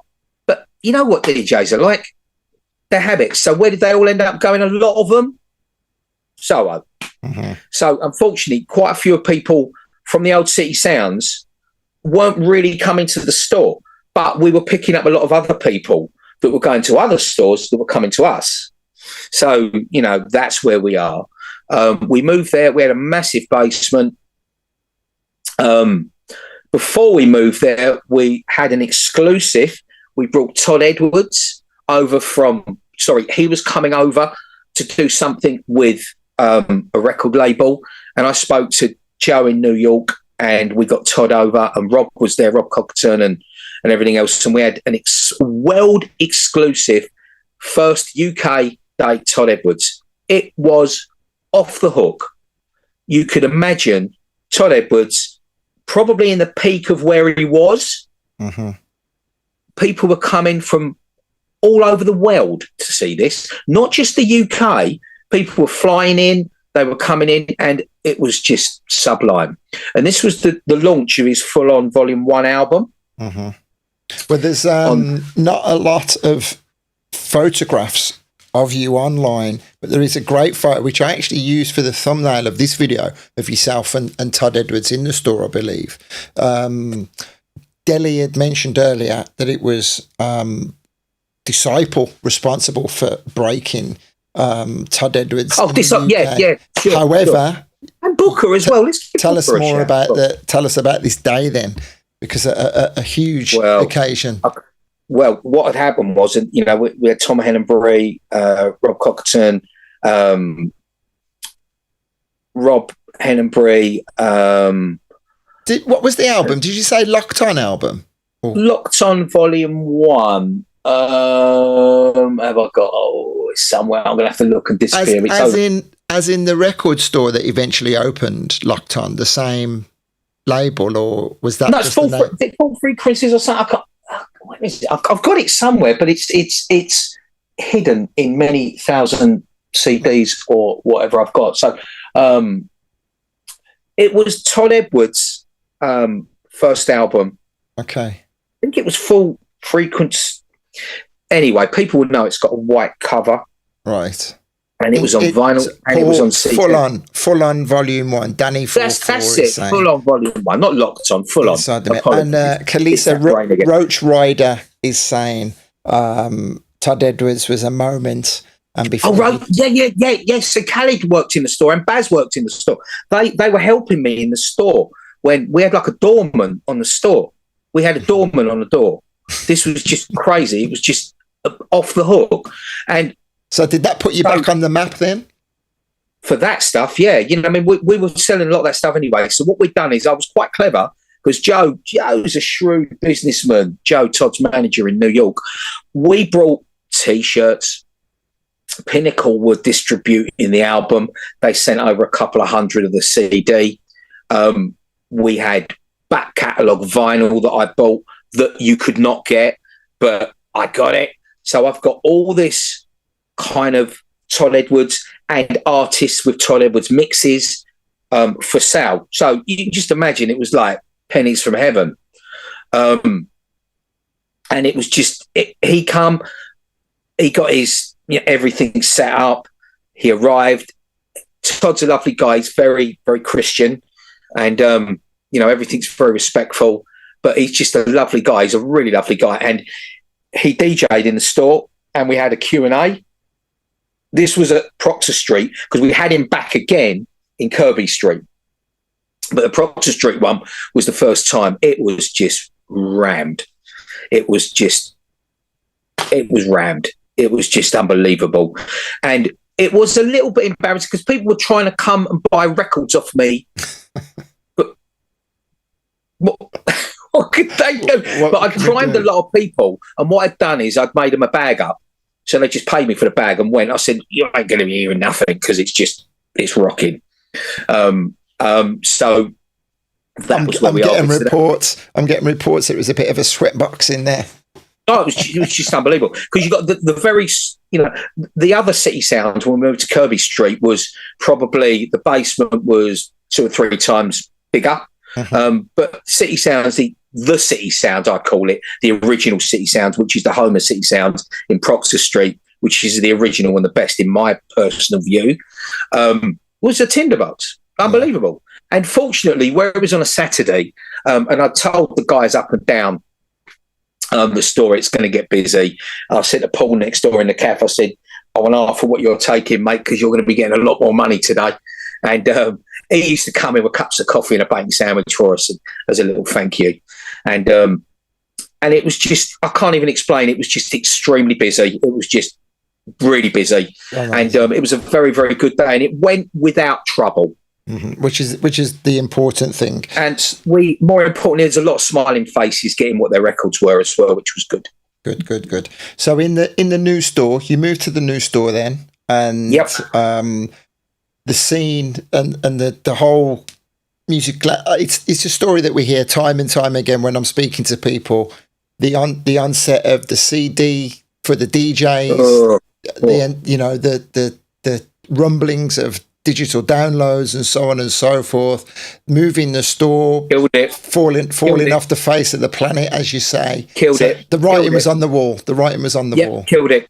So we've now moved down, and bear in mind there was a couple of years where we were predominantly selling so many records on mail order because we was getting a lot of exclusives. We had the UKG thing was really big when we were down there. It was huge. We were getting a lot of exclusives. But people were doing it via mail order. They were feeling comfortable giving their credit card details, or, we'd got a website by then. We were selling lots of music on the website. So, you'd come in the morning and, the orders would just be there. There'd be loads of them. And you'd download them. And Rob Cockerton would know about this, and Tom and Robert Blenheim and Woody. We would just, it would take us till we opened at 10. We just about managed to pick the orders by about 12:30. And then it was packaging them. And it was they would go out for the 4:30, 4:45 collection. And it was just be a lot of parcels coming out every day. Mm-hmm. And it was securely, the money was going in because it was going in on your account. And we were selling records all around the world because the UKG scene was big. Plus we were getting a lot of house stuff as well, a lot of deep house, a lot of really good stuff. Tim Omar's stuff, it was really big. And a lot of the American labels were doing a lot more of the stuff we wanted. And it was great. Joey Youngblood, people like that. It was quite edgy, bouncy American house, but it fitted really well for what we needed. Mm-hmm. And we did become a bit of a mail order store, which was a real shame. And I think a lot of the other stores capitalised on that as well. They'd done really well out of it. They took your thing. So then we move into the scene, and you're talking for the benefit of a timeline. The beginnings of Defected, for example, so people can put a timeline on when that began. And the sound in the UK, and great, yeah, everything moving on. So, when did things start to go really south? When did the break? Is it the wheels fall off? Yeah, I would say round about 2004. We're now it's getting to the case of, look, Dave, I've had that for 2 weeks. Right. I've downloaded it from Traxsource. I've got it from there. I've had it file shared. Someone sent it over to me. So I would be there with like hot records, and then people saying, well, I've had it for a couple of weeks. And I'm like, oh, this ain't good. So it become really difficult. I had to start laying some staff off. And it was tough. I would say the last year, when we did eventually shut 2005, it was a real tough year. And it was just me. The last 6 months, it was me, Rob Cockerton, Robert Blenheim. Our deal was working in the store, Rob Hennenbury, Todd Hennenbury, and we would just, it would be that. And I've got to give a big shout to Mike Allen as well. Mike Allen, who lives in Thailand now. He bought a lot of records of us, and he used to play a lot of good stuff as well. I've got to give him a shout because he was quite synonymous in that era as well. It was really sad, and it broke my heart. And Johnny and I had the conversation, and we did eventually. I'm jumping forward a little bit maybe, but we closed down in 2005, and I've got to give big props to other record stores that did keep going. We've got Zaf. The BBE store is doing an amazing thing. They're doing great things with the music and the events they're putting on and the music they're bringing out. Pete and Johnny Reckless, and you got Zaf doing the vinyl. You mentioned thing. That, and I'll bring you back to talking about Zaf. But during this story, we never mentioned Flash, who would have been definitely, one of the biggest guys for you early days as well. Yeah, 100%. We've lost people along the way, and it's, mate, the journey, and people get taken from us, Andy, and it's really sad. And they've got memories, they've got families, they've got feelings, and they've written their own story. And I think it's a really good thing what you're doing. I caught up with the Jeff interview, which was good. And, lots of other people you've had on here as well. And it's really, you are doing a great thing, giving people a platform to talk about things. It might be a little bit self-centered about what we're doing because we're telling you our story. So that's the whole point. We want to give you the flowers while you're here, rather than, and everybody's been outpouring their love and respect for you, and will continue to do so when they catch this, because that's what it's all about. I mean, you know how important you were, you know how loved you were. But so thank you for your kind words, by the way. It's always, but I've got to, I really do. I feel really sad for the people that don't kind of make it. And they check out too early, and Flash, so many. So we were talking about Zaf and the new wave. So what has life been like for you? 20 years changed. 2005 happened. So I've been in the game since 1981 too. And what do I do? I've got a certain set of skills. What do I do? So I teach people to drive. I'm a driving instructor now. That's what I do. Do I enjoy it? Yes, I do. I'm my own boss. I do my own thing. I earn good money. I'd rather be in the music business. I look at Pete and Johnny and Zaf, and, other people, and I totally and utterly respect them, and I think they're doing a great job. But you've got to have a few other things up your sleeve to make a living. They're not just standing behind the jump selling records. You've got to source the records. That's just, I think he's out in Japan at the moment or somewhere getting records. And I know Pete was he in the States a week ago with Johnny? And look, you've got to source these records. The records are out there, and we still want to buy the records, but you've got to do other little things. Pete's got his thing going on where he has people coming in DJing, they buy drinks. He's doing a absolutely brilliant job. And Zaf, to earn a living, it's not easy for these guys. They got to turn up on a Monday morning and they got to start making some money. Because I'm telling you now, the rent man's wants his money, the council want their money, and there you go. He'll come a knocking. So, a driving instructor then, do you make it out ever out and about to shake your foot? Or are you the guy at the bar? Do you know what? The really, really weird thing is, Andy, I'm teaching a lot of young people, and I love doing it. And what I actually really do like is I like to help people, and I like to change their lives. So, as you know, if somebody passes their test and they're 17 or whatever, it really opens up a lot of doors for them, and it's great for them. I really like that. Do I get out and about? Yeah, me and Nicky are out all the time with our good friends Denise and Pete, Darren and Joe, and Eamon and Jackie. We're out and about shaking a leg all the time. We're off to see Jalin in Gonda at Coco in a week or two's time. But we're staying up there. I'm not doing that one. We're staying up there and we're booked off the next day. Where did we go? We saw Dexter Wansel, Strata.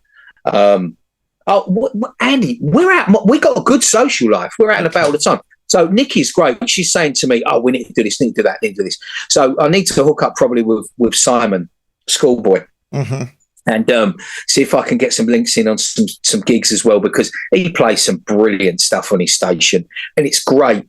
It's about new music. Yes, we can be a bit like dinosaurs. Yes, but there's some great new music coming out, and there's a lot of really good radio shows out there. Crackers, Solar Radio, Starpoint.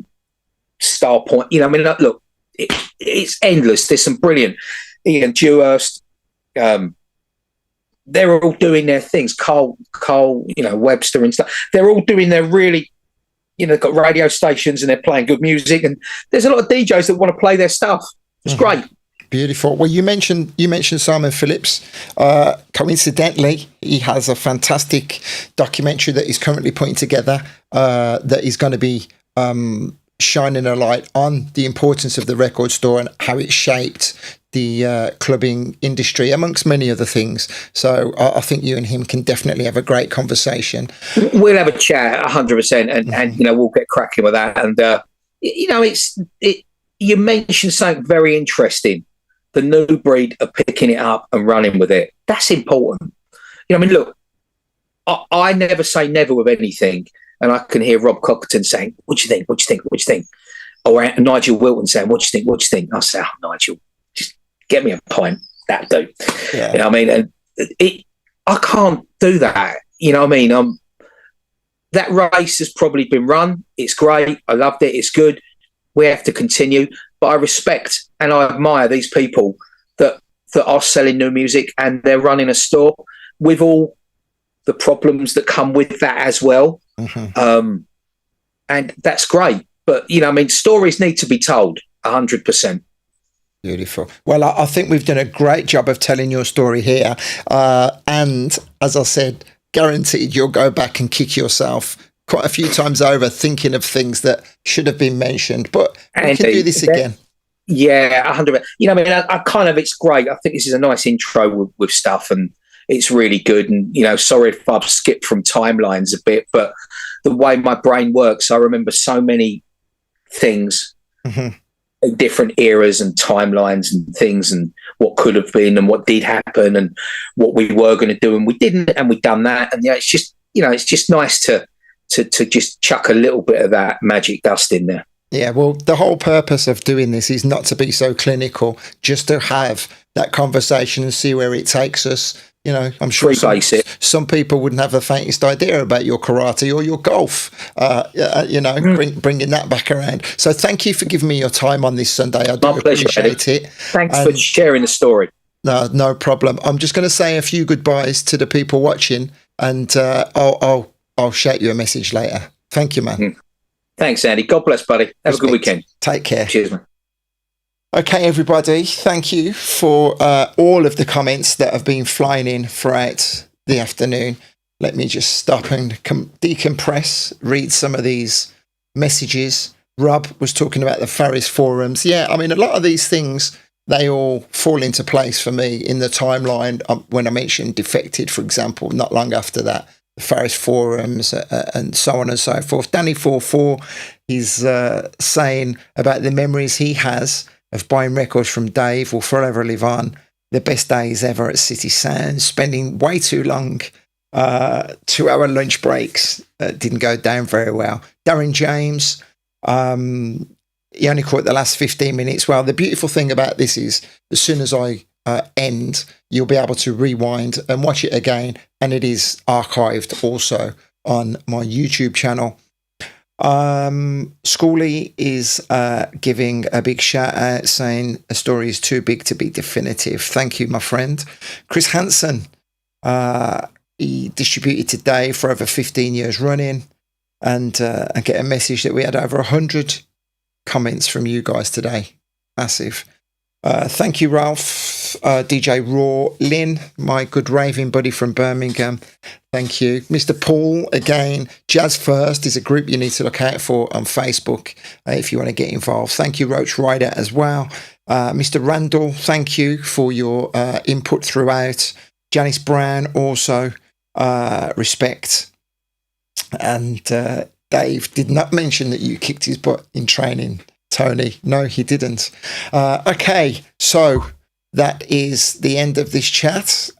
If you are catching this interview for the first time, then please do go and take a look at youtube.com/DJ Andy Ward. Some of the names that we mentioned in this conversation: Colin Curtis, Jeff Young, had a great chat with Jonathan. Really, so many people that the stories are intertwined. Deli G had spoken to at length on several occasions. So if you've enjoyed it, please like this video. The reason I ask for you to do that is that it will hopefully push it out to more people who can also see it. Respect, everybody. Truly appreciated. And I want to say thank you to all of the crew who joined me along the way. I call them the Access crew. We have a donation scheme whereby putting £10 a month into a pot, we are building a well in Africa in 2024. All of these names that you can see here and a few more added on a monthly basis. And if you know anybody who needs any graphics or a website building, then that's what I do for my day job. Thanks for your time, guys. Respect.